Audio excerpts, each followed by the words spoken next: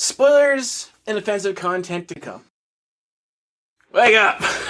I'm awake. Shut up. Did you tell me we're the best anime review show on the internet yet? Come on, do your job. Okay. Cross-Div Anime Rave, we're the best anime review show on the internet. Again, in Dave's frigid recording studio. It's 17 degrees. It's not frigid. Because I guess Dave feels like if we're going to watch a show about figure skating, it has to be as cold as possible. It's like -2 Celsius. No, it's not. Something like 25 Fahrenheit. Where it's 17 degrees Celsius. I have a cup of water. It's frozen completely over. It's not. It's. I can see frost forming along the walls. I am huddled under 2 blankets. No, you're not. Well, actually, a blanket and a coat. There you go. That part is true. Get it right, jabroni. I'm kind of sleepy, but we have a lot of stuff to watch today. We got the Friday 4, we got Star vs. the Force of Evil, and I'm looking forward to all of them, so I gotta wake up. Can't we just nap for a little bit? No. Come on, you could nap too. No. You could cuddle up. It won't be gay at all. No. Okay. Yuri On Ice, episode 8. What's this? We don't care. Get back to other Yuri. Yurio, go away. No, I like Yurio. One of the title characters who's actually been in this show shockingly little. This isn't Sonic Adventure 2. He's not Shadow. Wait, if we're talking Sonic Adventure 2, wouldn't we talk about Sonic? Because doesn't Sonic basically disappear in that game? No, it's Shadow. Shadow has the least amount of levels, and then he dies. He gets better, though. He gets over it. Yep. Victor seemed amused by that, by Yurio knocking the coffee out of his hand, saying, "You're not shit anymore." And how interesting, the reporter asked him if Victor wanted to face Yuri as a competitor, and there was no comment, just a smile. I have a hypothesis on how this is going to go. Here to present this hypothesis is Dave. I think after all is said and done, whether Yuri wins everything or not, him and Victor and Yuri are going to have a little competition at the end. For sure. Against each other. Definitely. Now, I think a season 2 is going to be in the works with pairs figure skating. It seems to be going down to pairs. I'm currently trying to keep my fingers paired together so that they don't freeze and fall off. Oh, for fuck's sake. In this ice box you call a recording studio. I hear that wounds feel really warm. You hear this, don't you? You've had wounds, Dave. We have battled. We've actually had, fist fights and sword fights over anime. So don't tell me you don't know what wounds feel like, because I've given you a few. You called those wounds? You think this bad neighborhood? Remember that comedian? Yes. Faking a Russian accent? You know, Russians don't seem like the scariest white people when it's Victor that you're seeing. Oh, finally some Canadian representation in anime by Jacques Leroy. You know, a lot of people forget this, but Amuro Ray, the hero of Gundam, the original Gundam, was born in Prince Rupert. That means that the hero of the original Gundam, one of the iconic anime characters, is Canadian. You say iconic, I say forgotten for a good reason. You don't like Amuro Ray? I'll be honest. He's infinitely cooler than Char Aznable, who is the single most overrated anime character in existence. I'll be honest, I haven't watched any of those. Uh-huh. I've never cared to. Did you see Char's counterattack with us? No. Char's counterattack is like the conclusion of the original Gundam saga. It's a film. Super widely, highly rated movie. Almost complete garbage. Not surprising. Yeah. I like how they're actually just starting to talk about the scoring and strategizing on that, but I don't know. Out of all of the dancers we've seen so far and their music, his outfit's fine. I don't know, his steps were okay. It's, you know what he is? He's that fighting game, he's the fighting gamer who uses frame data He knows exactly which attacks are plus frames and minus frames, so he can punish. Oh, But the problem is that worrying about that in a competition where artistic expression matters more than that math, perhaps a little too distracting, I think. Well, and it's not just that. Like I commented at the very beginning where we saw Yuri being very janky and just not as polished. That's his performance right there. Like, you don't...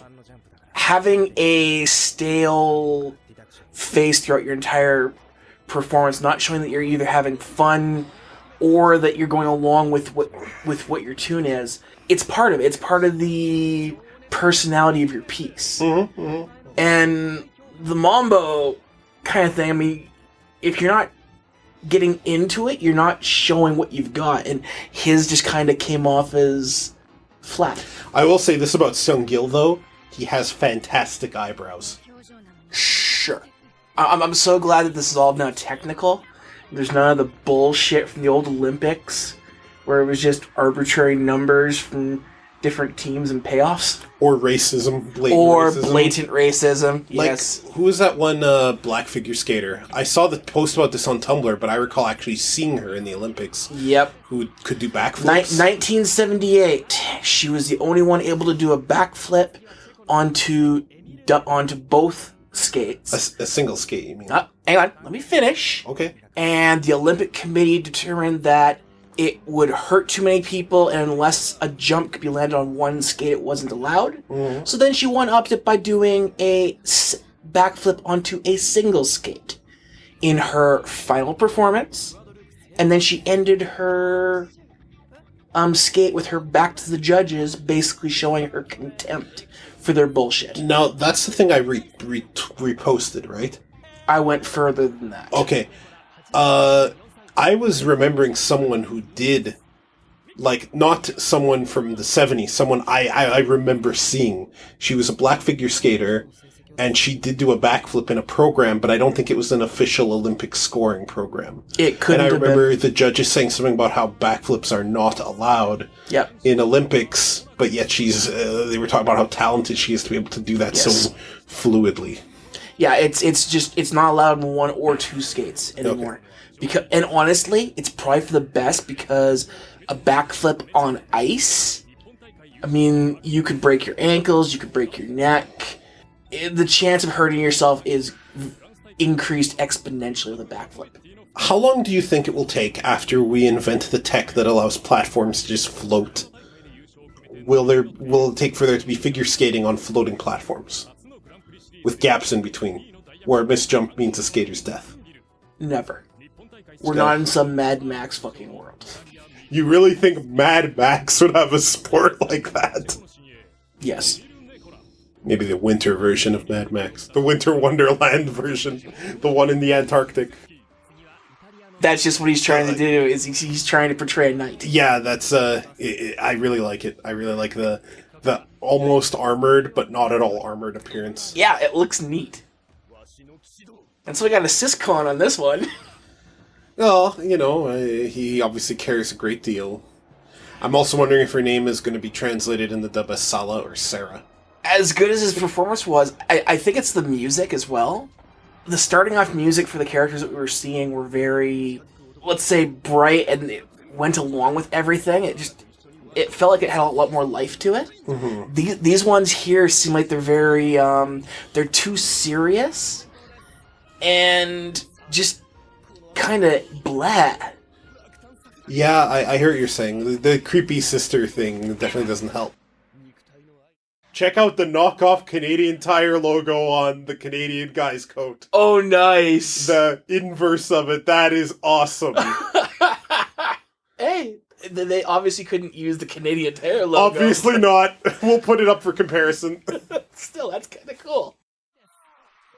So at the very beginning, I made a comment that the title of this episode didn't seem very positive. And with that last little bit of scene from Yurio, I think we now know why. The scene right before the break? Right before the break. Yeah, maybe. With him saying that, Grandpa, you're not coming.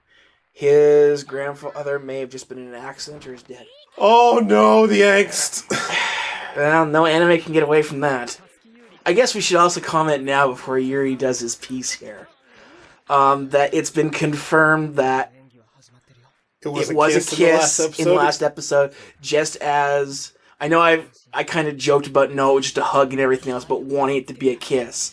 I'm glad that's confirmed, and I'm glad from what I hear it goes even further in these later episodes. Man, he just grabbed his tie like.